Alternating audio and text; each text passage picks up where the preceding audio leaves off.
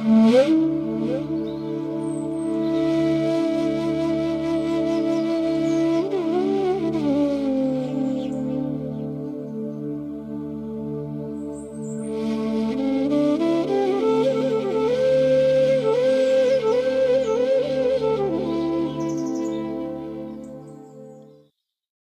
निरंजनं नित्यमनन्तरूपं भक्तानुकम्पाधृतविग्रहं वै ईशावतारं परमेशमिद्यं तं रामकृष्णं शिरसा नमामि।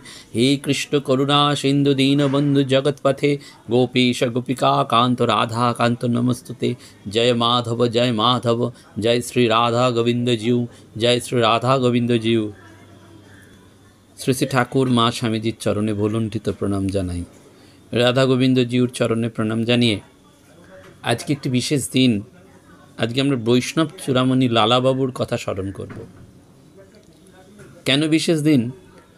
সব দিন কোনো সন্ন্যাসিনী বা সন্ন্যাসীর আদেশ পাওয়া যায় না, কিন্তু এমন কিছু কিছু দিন থাকে যে দিনে তারা কিছু নির্দেশ দেন, কোনো আদেশ দেন। আজকে আমার পরম সৌভাগ্য যে আমার গর্ভধারিণী মা ছাড়াও এমন এক মা রয়েছেন, কৃষ্ণপ্রিয়া মা। তিনি সন্ন্যাসিনী মা।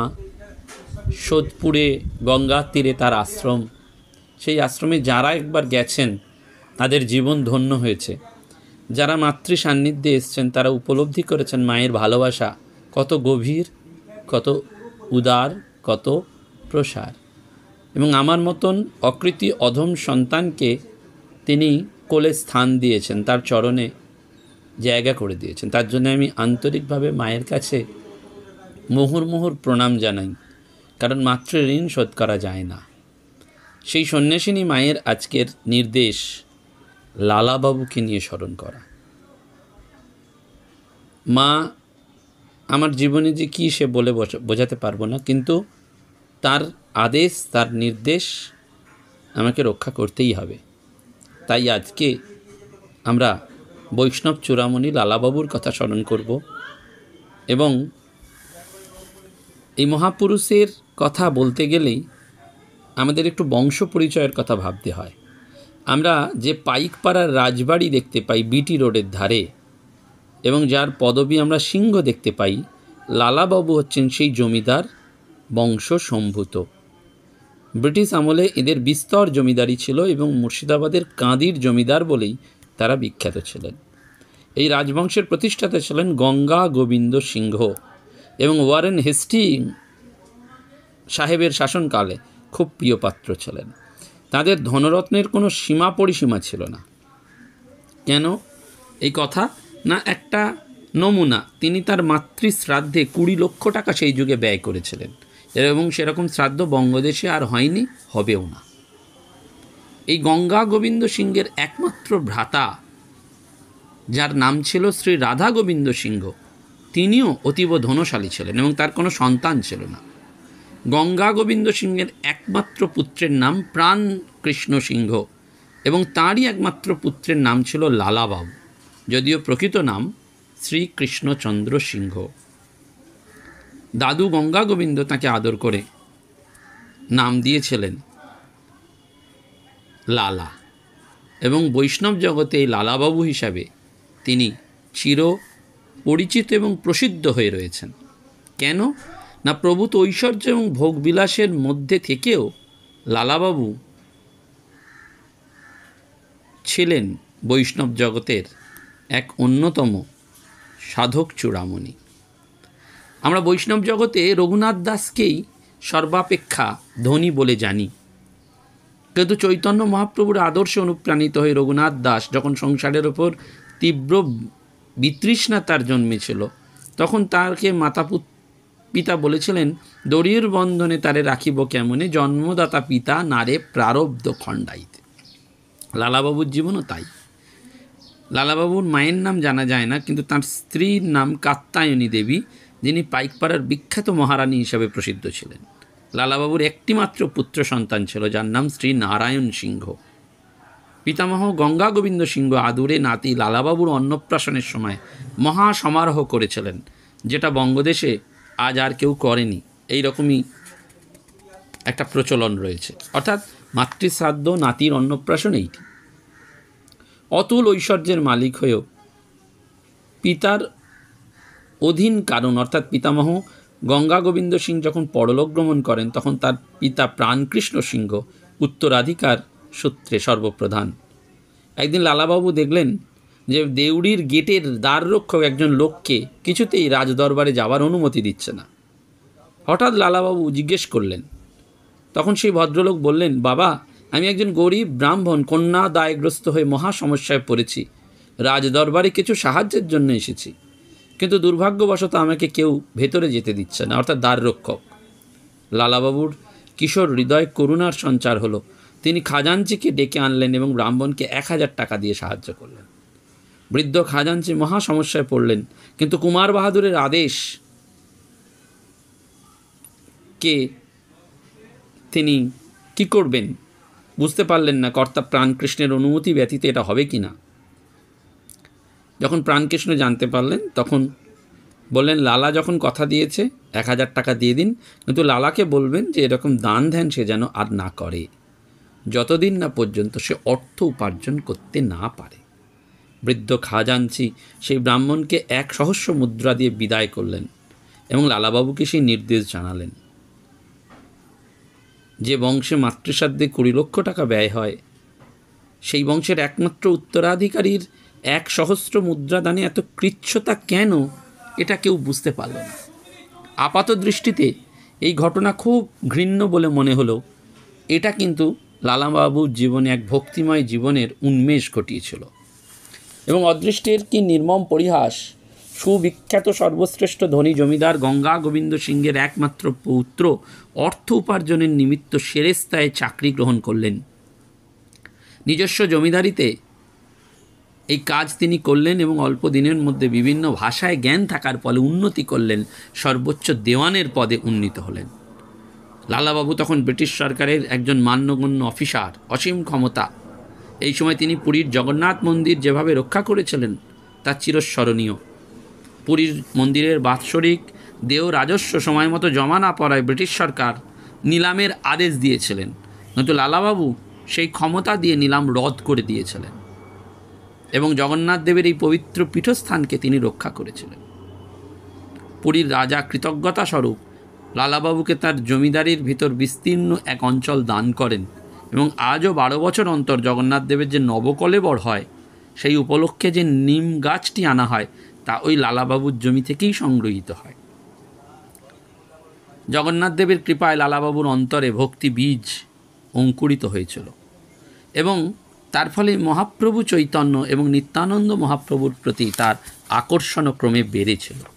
ভক্তি সংস্কার নিয়ে যেহেতু তাদের জন্ম, ফলে তার জীবনে একটা পরিবর্তন ঘটল।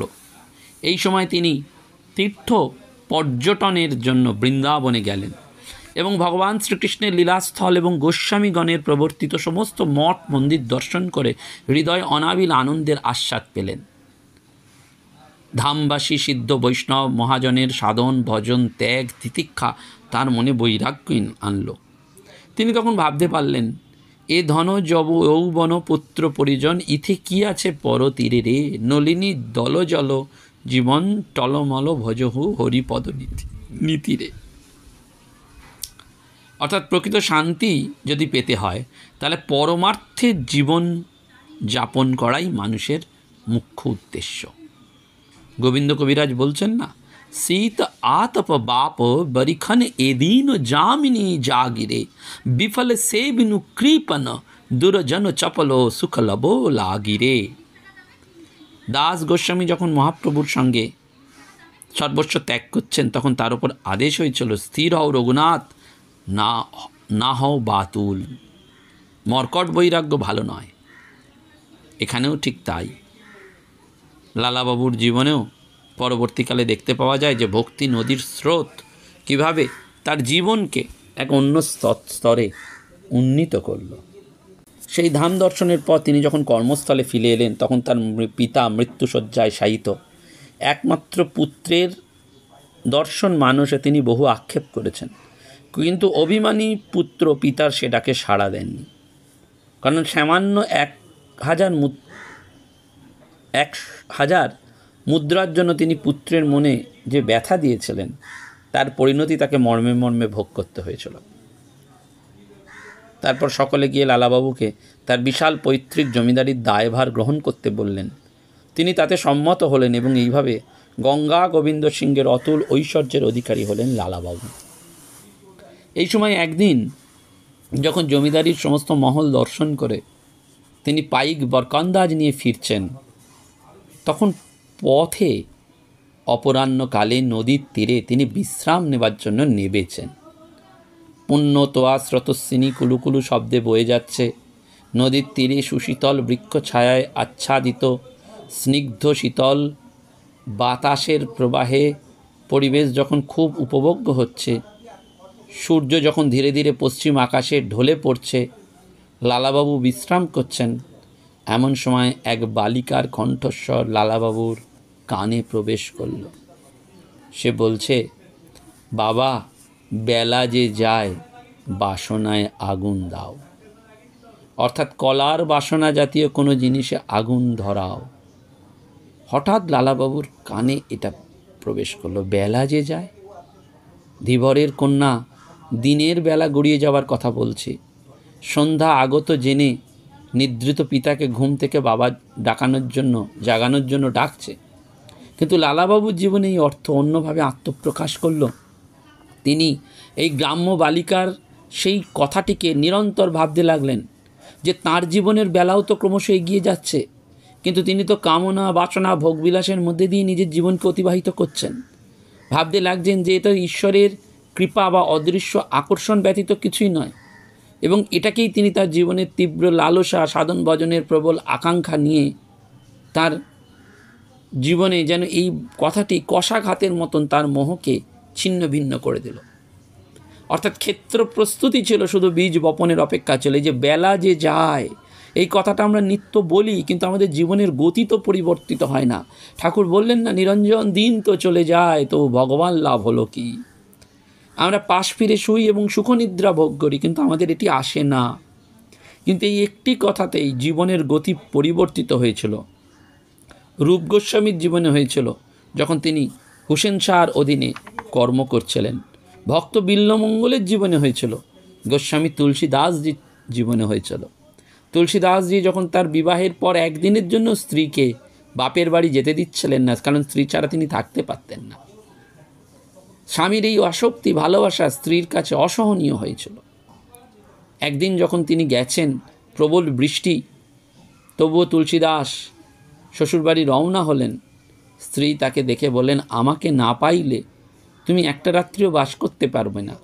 তোমার যে এত আকর্ষণ আমার ওপর, তার শিখিভাগও যদি ঈশ্বরের ওপর থাকতো, তাহলে তোমার জীবনের গতি ফিরে যেত। এই ভক্তির রাজ্যে অতীব উচ্চ শিখরে আরোহণ করতে গিয়ে তুলসীদাসের এই কথাটি একেবারে জীবনের টার্নিং পয়েন্ট হয়েছিল। বিল্লমঙ্গলের জীবনেও দেখতে পাওয়া যায়, ঠিক লালাবাবুর জীবনে সমস্ত গতি পরিবর্তিত হলো। তিনি সব কিছু ছেড়ে দিয়ে কঠোর সাধন ভজনের মধ্যে দিয়ে নিজের পরমার্থ জীবনের ভিত গড়ে তুললেন, এবং সেই জন্য তিনি বৃন্দাবন ধামের উদ্দেশ্যে যাত্রা করলেন। আমরা যদি বিচার করি, তাহলে এক কোটিপতি জমিদার 30 বছর বয়সে ধন দৌলত রাজা সম্মান ঐশ্বর্য মান সম্মান সব বিষ্ঠার মতন ত্যাগ করে চিরতরে সংসারের নাগপাশ থেকে নিজেকে মুক্ত করছেন, এবং কৌপিন বহির্বাস পরে শ্রীধাম বৃন্দাবনে তিনি চলে যাচ্ছেন। ভগবান যাকে আত্মসাৎ করতে চান, তার নিকট তখন পার্থিব ধন দৌলত অতি তুচ্ছ হয়ে যায়। তিনি একমাত্র পরমার্থের সন্ধানই তার বাসনা হয়, এবং এই সংবাদ চারদিকে রটে গেল। এবং তিনি বৃন্দাবন ধামে গিয়ে চরম বৈরাগ্য অবলম্বন করে সাধন ভজনে লিপ্ত হলেন, এবং স্ত্রী পুত্রের জন্য কিছু অর্থ রেখে প্রায় সে যুগে 25 লক্ষ টাকা বৃন্দাবন ধামের উন্নতির জন্য তিনি ব্যয় করলেন। লালাবাবু একটি মন্দির, দেব মন্দির প্রতিষ্ঠা করলেন। বৃন্দাবনে আজও সেটি রয়েছে, এবং সেই বিগ্রহ যে প্রতিষ্ঠা করেছিলেন মন্দিরের মধ্যে, তার নাম দিয়েছিলেন কৃষ্ণচন্দ্রমা, অর্থাৎ কৃষ্ণচন্দ্র সিংহ তার আরাধ্য দেবতার উপযুক্ত নামই করে গিয়েছিলেন। বিগ্রহ প্রতিষ্ঠার পর নিত্য সেবা, পুজো, নরনারায়ণ সেবা প্রভূত ধ্যান ধ্যান করতে লাগলেন এবং সমগ্র বৃন্দাবনে একটা সাড়া পড়ে গেল। ভক্তের ভগবান, এটা আমরা জানি। সেই কৃষ্ণচন্দ্রমা বিগ্রহের কৃপাও স্পষ্ট হয়েছিল। একদিন লালাবাবুর খেয়াল হলো ঠাকুরের যখন প্রাণ প্রতিষ্ঠা হয়েছে তার প্রমাণ চাই। মাঘ মাসে বৃন্দাবনের প্রচণ্ড শীত, আর সেই শীতের প্রকোপ এত বেশি যে সেখানে উন্মুক্ত স্থানে মাখন রাখলেও মাখন গলে না। কিন্তু খেয়ালি ভক্ত লালাবাবু একদিন একতাল মাখন সেবকের হস্তে দিয়ে বললেন তিনি যেন এই মাখনের তালটি শিববিগ্রহের মস্তকের ওপর রেখে দেন। সেবক তার মনোভাব বুঝতে পারলেন, হতভম্বের মতন জিজ্ঞেস করলেন কারণ। লালাবাবুও বললেন, ঠাকুরের যখন প্রাণ আছে তখন আমি তা পরখ করতে চাই, দেখি শীতকালে এই মাখন ঠাকুরের দেহের উত্তাপে গলে কিনা। সেবক আদেশ পালন করলেন, আর লালাবাবু উৎকণ্ঠার সাথে বিগ্রহের রূপ লাবণ্য দর্শন করতে লাগলেন।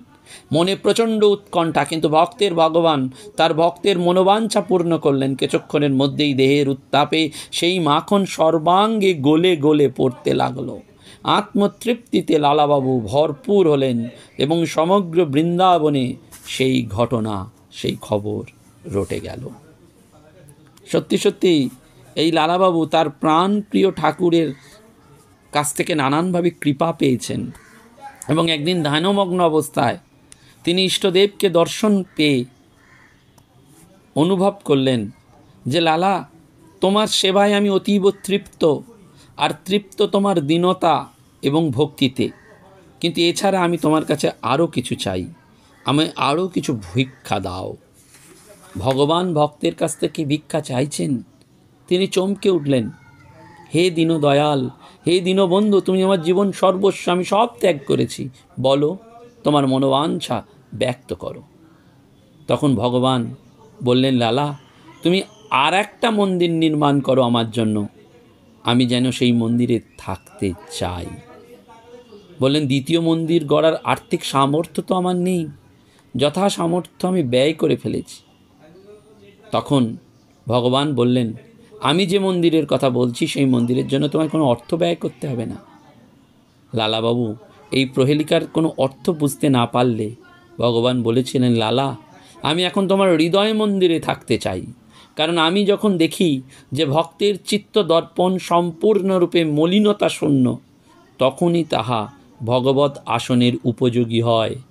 সুতরাং তোমার হৃদয় বেদিতে আমার জন্য একটু স্থান করে দাও, যাতে আমি সদা সর্বদা তোমার হৃদয় মন্দিরে বসে ভক্ত সান্নিধ্য উপভোগ করতে পারি। ভক্তের প্রতি ভগবানের এই অপার করুণা, সারা বিশ্ব ব্রহ্মাণ্ডের যিনি মালিক, তিনি ভক্তের হৃদয় আসনে থাকার জন্য ভক্তের কাছে একটু ভিক্ষা চাইছেন। এই আমাদের ভক্ত প্রেম, ভক্তাধীন। আমরা ভক্তমাল গ্রন্থে সেরকম পাই, আমরা সনাতন গোস্বামীর জীবনে পাই। এবং লালাবাবু পরে বৃন্দাবন ধাম ত্যাগ করে গোবর্ধনের নিজস্ব পরিবেশে যাওয়ার জন্য প্রত্যাদেশ প্রাপ্ত হন। এবং লালাবাবুর এই জীবন আমাদের বারবার সেই আকুতিটি দেয় যে বেলা যে বয়ে যায় বাসনায় আগুন দাও। অর্থাৎ আমরা যদি বাসনাটা ত্যাগ না করতে পারি তাহলে আমরা কোনো দিন ভগবানকে ধরতে পারবো না। লালাবাবুর জীবন এক অনবদ্য জীবন, সেই জীবনের শেষ নেই। 42 বছর বয়সে এই মহাপুরুষের মহাপ্রয়াণ ঘটে। জগতের এই সমস্ত নানান ঘটনা কবিশেখর কালিদাস রায় রচিত ভক্তের প্রার্থনা গ্রন্থে পাওয়া যায়। এবং 42 বছর বয়সে তিনি দিব্য চিন্তামণি ধামে গমন করেন। লালাবাবুর জীবন আমাদের বারবার স্মরণ করিয়ে দেয় যে ভক্তিময় জীবনের পরিপূর্ণ উন্মেষ ঘটে ভগবানের অসীম কৃপায়। সারা বৃন্দাবন শোকসাগরে নিমজ্জিত হয়েছিল, তাকেই বলে মহাপ্রয়াণ। মানুষ মাত্রই মরণশীল, পৃথিবীর লক্ষ লক্ষ মানুষ প্রতিদিন মৃত্যুর মুখে যাচ্ছে, কিন্তু কজন তাদের খবর রাখে? কিন্তু যে মৃত্যুর মাধ্যমে মানুষ চির অমর হয়ে থাকে তাকেই বলে প্রকৃত মনুষ্য জীবনের সার্থকতা। বেলা যে যায় এই কথাটার সার্থকতা তার এই 12 বছরের ভক্তিময় জীবনের মাধ্যমে সুপ্রকট করে এক মহান আদর্শ হয়েছিল। সাধক ভক্ত লালাবাবু বারবার যখন প্রারব্ধ ভোগ করেছিলেন তখন হেসে বলেছিলেন যে তোমরা তো প্রভুজির দেয়া এই কষ্ট দেখছো, কিন্তু আমি তো অবগাহন করছি এক অমৃতের খনিতে, যা আমার হৃদয় মনকে দিচ্ছে এক অনাবিল আনন্দ এবং পরম শান্তি। তোমরা বৃথা মনোকষ্ট করিও না। ভক্তের সিদ্ধান্ত এটি।